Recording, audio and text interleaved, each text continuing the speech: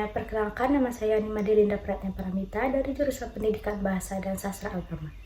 Pada kesempatan kali ini, saya akan membahas tentang aktualisasi sila kelima dalam Pancasila, yaitu keadilan sosial bagi seluruh rakyat Indonesia, yang diambil dari contoh Kertagosa, peninggalan Kerajaan Klungkung di Bali.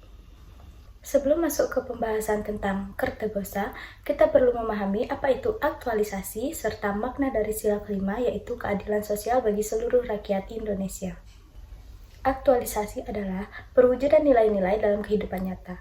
Jadi, bukan hanya teori atau hafalan, melainkan bagaimana kita menghidupkan nilai Pancasila dalam kehidupan sehari-hari.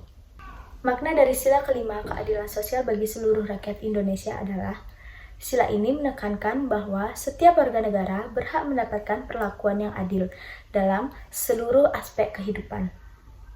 Keadilan di sini bukan hanya berarti semua harus sama, melainkan memberikan hak yang sesuai, pengakuan yang seimbang, serta kesempatan yang setara. Dan sila ini tidak hanya mengajarkan tentang hukum, melainkan tentang moral, etika, serta keadilan sosial dalam sehari-hari. Keadilan sosial yang dimaksud, yang pertama, setiap orang mempunyai hak dan kewajiban yang sama. Yang kedua, tidak ada diskriminasi. Yang ketiga, hukum ditegakkan secara jujur dan adil. Yang keempat, keputusan dibuat untuk kepentingan bersama. Yang kelima, kesejahteraan masyarakat menjadi prioritas.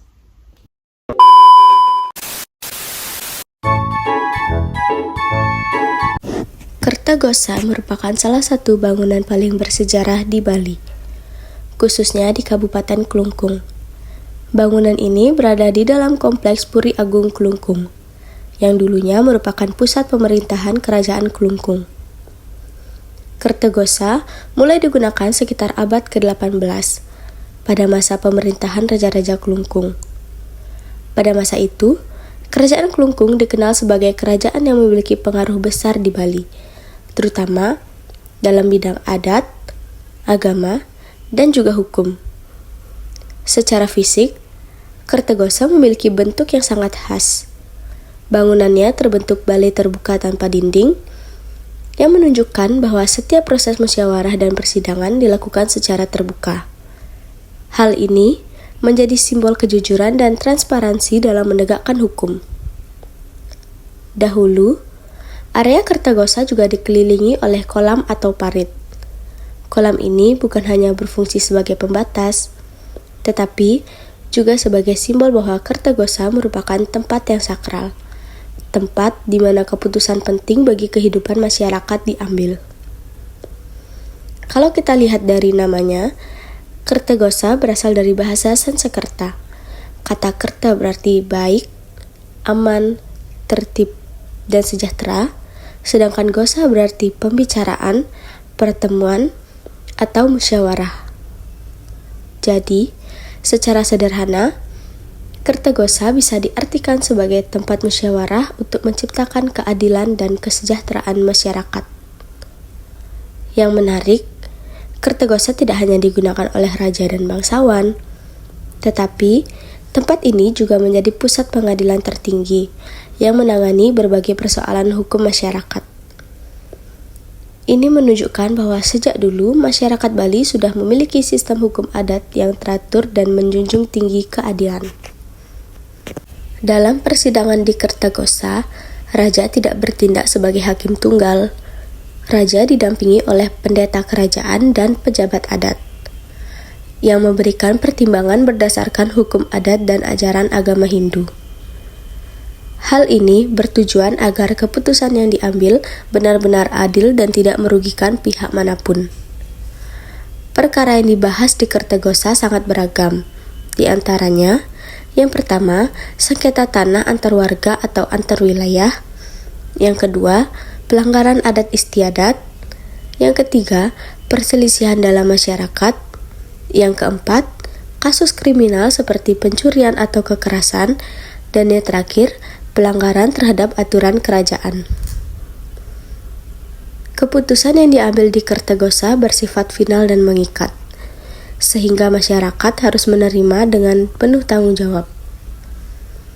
Hal ini penting untuk menjaga ketertiban dan keharmonisan dalam kehidupan bermasyarakat. Selain itu, suasana persidangan di Kertagosa juga dibuat sangat sakral. Tujuannya agar orang-orang yang diadili merasa takut untuk berbohong dan lebih memilih berkata jujur. Hal ini diperkuat dengan adanya lukisan-lukisan di langit-langit Kertagosa yang menggambarkan hukum karmapala, surga, dan neraka. Salah satu bagian paling menarik dari Kertagosa adalah lukisan-lukisan tradisional yang ada di langit-langit bangunannya. Lukisan ini dikenal sebagai lukisan wayang kamasan, yaitu gaya lukisan klasik khas Bali yang berasal dari desa Kamasan, Klungkung. Lukisan-lukisan ini bukan cuma berfungsi sebagai hiasan, tetapi juga sebagai media pendidikan moral dan hukum. Setiap gambar memiliki makna yang dalam dan berkaitan langsung dengan nilai keadilan dan tanggung jawab manusia. Cerita utama yang digambarkan dalam lukisan Kertagosa adalah Atma Prasangsa, Bima Swarga, dan Tantri. Yang paling penting, semua lukisan ini mengajarkan konsep karmapala, yaitu hukum sebab akibat. Setiap perbuatan manusia, baik atau buruk, pasti akan mendapatkan balasan yang setimpal. Lukisan-lukisan ini memiliki peran penting dalam proses persidangan di Kertagosa. Saat orang-orang sedang diadili, mereka bisa melihat langsung gambaran surga dan neraka di atas kepala mereka. Hal ini menjadi pengingat moral agar mereka berkata jujur dan menerima keputusan dengan penuh kesadaran. Jadi, lukisan Kertagosa bukan hanya karya seni, tetapi juga alat pengingat spiritual dan moral. Lewat lukisan ini, masyarakat diajarkan bahwa keadilan bukan hanya berlaku di dunia, tetapi juga di hadapan Tuhan.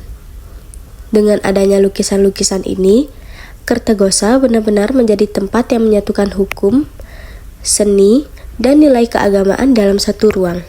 Dalam cerita Atma Prasangsa, digambarkan perjalanan roh manusia setelah meninggal dunia. Roh tersebut akan diadili berdasarkan perbuatan semasa hidupnya. Jika perbuatan baik, ia akan mendapatkan kebahagiaan, tetapi jika perbuatan buruk, ia akan menerima hukuman. Kemudian ada cerita Bima Swarga, yang menceritakan perjalanan tokoh Bima ke alam neraka dan surga. Dalam lukisan ini, terlihat dengan jelas gambaran hukum bagi orang yang berbuat jahat dan kebahagiaan bagi orang yang berbuat baik. Selain itu, terdapat juga cerita Tantri, yang berisi kisah-kisah binatang dengan pesan moral. Cerita ini mengajarkan nilai kejujuran, kebijaksanaan, dan tanggung jawab dalam kehidupan sehari-hari.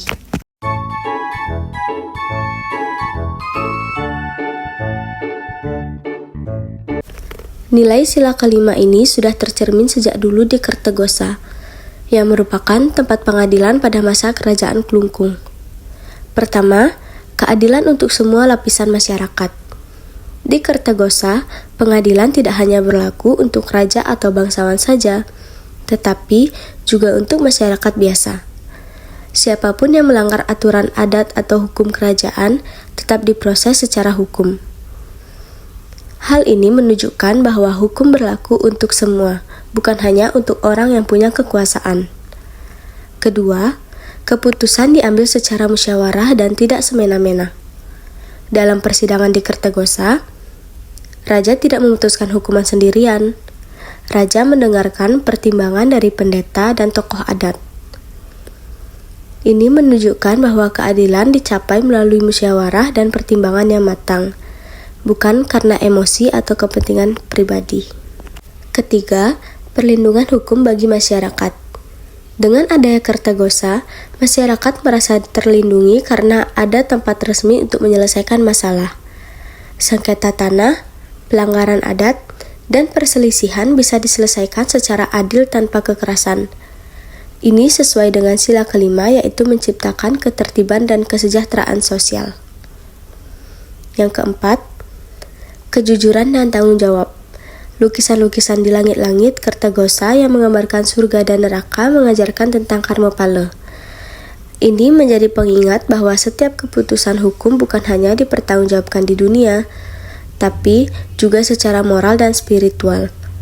Nilai ini mendukung keadilan yang berlandaskan etika. Yang terakhir, menciptakan keseimbangan sosial. Kertagosa membantu menjaga keharmonisan masyarakat dengan menegakkan aturan yang adil. Jika hukum ditegakkan dengan baik, masyarakat bisa hidup lebih tertib dan damai. Inilah inti dari keadilan sosial yang diharapkan dari sila kelima Pancasila. Hal ini secara langsung menggambarkan aktualisasi sila kelima karena, yang pertama, pengadilan bertujuan menegakkan keadilan untuk semua. Yang kedua, keputusan harus jujur dan tidak memihak. Yang ketiga, masyarakat mendapat perlindungan hukum. Dan yang terakhir, keputusan membantu menciptakan ketertiban sosial. Kita juga dapat menerapkan sila kelima dalam kehidupan modern, misalnya dengan cara menjaga keadilan, tidak pilih kasih terhadap teman, membantu orang lain yang membutuhkan, patuh pada peraturan, dan mengutamakan kepentingan bersama.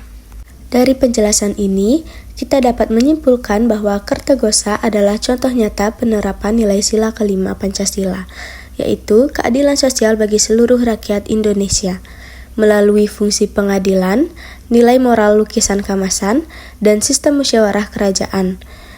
Kertagosa mewariskan pelajaran penting tentang keadilan, kejujuran, dan tanggung jawab sosial. Kini, Kertagosa dijaga sebagai warisan budaya dan dimanfaatkan sebagai tempat wisata sejarah, sumber ekonomi bagi masyarakat lokal, serta sarana edukasi sejarah dan budaya.